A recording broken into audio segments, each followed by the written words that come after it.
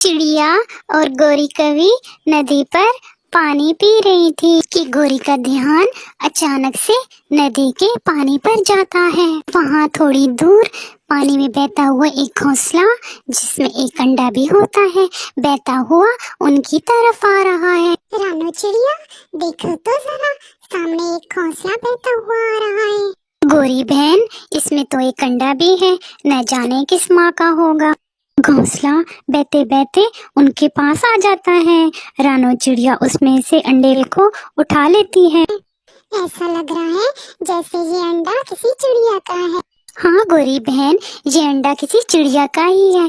कितना रोई होगी वो। मैं इस अंडे को अपने घोंसले में ले जाती हूँ। गोरी बहन, इस अंडे से निकलने वाले बच्चे का मैं पूरा ध्यान रखूंगी, परंतु आपको इस अंडे से निकलने वाली असल माँ का पता चल जाए तो आप उसको जरूर बता देना। मुझे इस अंडे से निकलने वाले बच्चे को उनकी असल माँ तक पहुँचाकर ज्यादा खुशी होगी। चिड़िया, मेरे अलावा इस अंडे का किसी को नहीं पता और ना ही कोई देख रहा है। तुम ऐसा करना, इस अंडे से निकलने वाले बच्चे को अपना बच्चा बना लेना। फिर चिड़िया वो अंडा उठा लेती है और दोनों अपने अपने घरों को चल देते हैं। अपने घोंसले में पहुंचकर चिड़िया उस अंडे को बहुत प्यार से नरम नरम घास पर रख देती है। न जाने इस अंडे से निकलने वाला बच्चा कैसा होगा, किस रंग का होगा, और इस अंडे से निकलने वाला बच्चा इस दुनिया में आएगा तो वो मुझे ही सबसे पहले देखेगा, तो वो मुझे ही अपनी माँ समझेगा। और वो चिड़िया ऐसे सोचते सोचते सो जाती है। ऐसे 2 दिन गुजर जाते हैं। फिर एक सुबह इस अंडे से एक प्यारा सा बच्चा निकलता है जो कि बहुत सुंदर होता है, और वो था भी किसी चिड़िया का बच्चा। रानो चिड़िया उसे देखकर बहुत खुश होती है। ये बच्चा कितना सुंदर है, इसके पंख कितने सुंदर हैं। मम्मा, मुझे जल्दी से कुछ खाने को दे दे, मुझे बहुत भूख लगी हुई है। मैंने अपने बच्चे के लिए बहुत मीठी मीठी फल रखे हुए हैं। मेरा बच्चा बातें कितनी प्यारी करता है। मेरी मम्मा भी बहुत प्यारी है, बस वो जल्दी से फल मेरे पास कर दे। बच्चा बहुत भूखा होता है, फिर वो फल खाता है। फिर बच्चा फल खाकर सो जाता है। वो चिड़िया तो सारा दिन उस बच्चे को ही देखे जा रही थी। चिड़िया को तो उस बच्चे से बहुत प्यार हो गया था। ऐसे ही रात हो जाती है। अगर किसी को इस बच्चे के बारे में कुछ पता चल गया और वो इस बच्चे को मुझसे ले गए तो मैं मर जाऊंगी। गोरी कवि ही ना बता दे इस बच्चे के बारे में किसी को। मैं ऐसा करती हूँ, सुबह गोरी कवि से कह देती हूँ कि इस बच्चे के बारे में किसी को ना बताए। फिर ऐसे सोचते हुए वो चिड़िया सो जाती है। दूसरे रोज चिड़िया गोरी कवि के पास जाती है। उस अंडे का क्या बना जो नदी से मिला था? गोरी बहन, बहुत सुंदर सा बच्चा निकला है उस अंडे में से, और वो बच्चा तो मुझे ही अपनी माँ समझता है तो चिड़िया का ही बच्चा ना?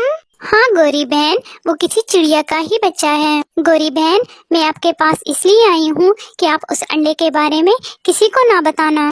मैं अब वो बच्चा किसी को नहीं देना चाहती। मुझे तो उस बच्चे से बहुत प्यार हो गया है। चिड़िया, अगर कल उस बच्चे को पता चल गया कि तुम उसकी असल माँ नहीं हो तो फिर क्या वो रह लेगा तुम्हारे पास? इस बात का तो मुझे नहीं पता, परंतु उस बच्चे को कभी इस बात का पता नहीं चलेगा कि मैं उसकी असल माँ नहीं हूँ, क्योंकि मैं उसको अपना बच्चा बना के रखूंगी। मैं उसको इतना प्यार दूंगी कि वो मुझे कभी भी छोड़ के नहीं जाएगा। फिर चिड़िया वहाँ से चली जाती है। गोरी, ये बच्चा उसी अंडे से निकला है जो नदी से मिला था। जी कालू जी, और अब तो ये चिड़िया उस बच्चे के प्यार में और भी पागल हो गई है। पागल तो मैं अब बनूंगा इस चिड़िया को, थोड़ा बड़ा हो ले ये बच्चा। चिड़िया उस बच्चे के लिए मीठे मीठे फल लेकर जाती। चिड़िया को उस बच्चे से बहुत प्यार हो गया। वो हर वक्त उसके साथ रहती, वो उसको उड़ना सिखाती। नदी पर उस बच्चे को अपने साथ लेकर जाती। वो चिड़िया उसे उड़ना सिखाती। ऐसे ही दिन और रात गुजरते गए और वो बच्चा बड़ा हो गया। वो तो अब उड़ना भी सीख गया। चिड़िया ने उसका नाम रोज रखा था। फिर एक रोज चिड़िया और उसका बेटा रोज अपने घोंसले में बैठे हुए थे कि वहाँ कौवा और कवि आ जाते हैं। चिड़िया, देखकर तो लग रहा है आपको इस बच्चे से बहुत प्यार हो गया है। अपने बच्चों से प्यार तो हर कोई माँ करती है। चिड़िया, नदी वाली बात का तो नहीं पता चला चुप कर जाए आप। मेरे बच्चे के सामने आप कैसी बातें कर रहे हैं। तो फिर थोड़ा मेरे पास आओ। फिर चिड़िया कौवे के पास जाती है। अगर तुम ये चाहती हो कि इस बच्चे को ना पता चले कि तुम इसकी असल माँ नहीं हो, तो फिर कल से तुम्हें हमारे घोंसले में भोजन लेकर जाना पड़ेगा। कालू भैया, ये अचानक से आप कैसी बातें कर रहे हैं। पहले तो आपने कभी ऐसा नहीं किया। बस इसी दिन का इंतजार था हमें कि कब ये बच्चा बड़ा हो और हम तुम्हें ब्लैकमेल करें। लो फिर भूल ना जाना, कल अगर भोजन ना मिला तो आप दोनों जाएं यहाँ से। मैं कल भोजन दे जाऊंगी आपके घोंसले में। फिर वो शैतान कौवा और कवि वहाँ से चले जाते हैं। मम्मा, ये कौवा और कवि आपसे क्या बात कर रहे थे? कुछ नहीं मेरी जान, वो मेरे दोस्त हैं, मुझसे मिलने आए थे। कालू जी, अब तो वो चिड़िया रोज हमें भोजन दे जाया करेगी, इसी डर से कि हम बता ना दे उसके बच्चे को कि वो उसकी असल माँ नहीं है। और वो चिड़िया अब तो हमेशा हमसे डरेगी। फिर वो चिड़िया हर रोज शाम को कौवे और कवि के लिए भी भोजन लेकर आती है। वो पहले उनके घोंसले में जाती, उनको भोजन देकर आती और फिर अपने बच्चे के लिए भोजन लेकर आती। रोज मेरी जान, क्या आप मेरे बगैर रह सकते हो? मम्मा, ये कैसी बातें कर रही हैं आप? कोई अपनी माँ के बगैर कैसे रह सकता है? और मम्मा, आपको कुछ नहीं होगा, आप हमेशा मेरे साथ रहेंगी, हम हमेशा साथ रहेंगे। वो चिड़िया तो हर समय डरी रहती कि कहीं उसके बच्चे को पता ना चल जाए कि वो उसकी असल माँ नहीं है, कि वो उसे छोड़कर चला न जाए। फिर एक दिन कौवा और कवि फिर से चिड़िया के घर आते हैं। मैं आपको भोजन तो दे आती हूँ, फिर आप दोनों मेरे घोंसले में क्यों आते हैं? बताते हैं, हम कौन सा वो नदी वाली बात बताने आए हैं। मम्मा, ये कौवा और कवि उस दिन भी नदी वाली बात कर रहे थे। आखिर ये नदी वाली बात क्या है? कुछ नहीं मेरी जान, ये मेरे पुराने दोस्त हैं, बस मुझसे मजाक करते रहते हैं। अच्छा माँ, मुझे बहुत प्यास लगी हुई है, मैं नदी से पानी पी कर आता हूँ।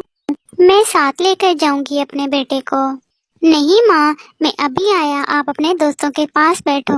फिर रोज वहाँ से चला जाता है। वो पेड़ के पीछे से आकर पेड़ के पास ही छुप जाता है। वो ये जानना चाहता था कि उसकी मम्मा हर रोज कौवों को भोजन क्यों देकर आती है, और वो कौन सी बात है जिसकी वजह से कौवे उसकी मम्मा को डराते रहते हैं। चिड़िया, हमारा घोंसला आज टूट गया है और हम जा रहे हैं दूसरे जंगल, और तुम शाम से पहले पहले हमारा घोंसला बना देना। परंतु कौवे और कवि, मैं आपके लिए भोजन लाऊंगी या आपका घोंसला बनाऊंगी? हमारे सारे काम तुम ही करोगी। अगर ज्यादा चूं चूं की तो बता देंगे तुम्हारे रोज को कि जिस अंडे से वो निकला है तुम उसे नदी से उठा कर लाई थी और तुम उसकी असल मम्मा नहीं हो। रोज ये सब सुन रहा था, उसकी आंखों में आंसू थे। वो पेड़ के पास से उठ के उनके पास आ जाता है। मम्मा, आप मुझसे कितना प्यार करती हैं। भाग जाओ कवि और कवि, आपके बाद मेरी मम्मा आपका कोई काम नहीं करेगी।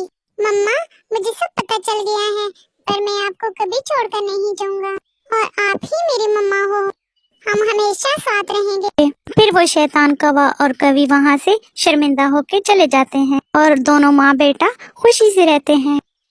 प्यारे दोस्तों, अगर आपको हमारी वीडियो पसंद आई है तो हमारे चैनल को सब्सक्राइब कर दें और कमेंट में ज़रूर बताएं आपको वीडियो कैसी लगी।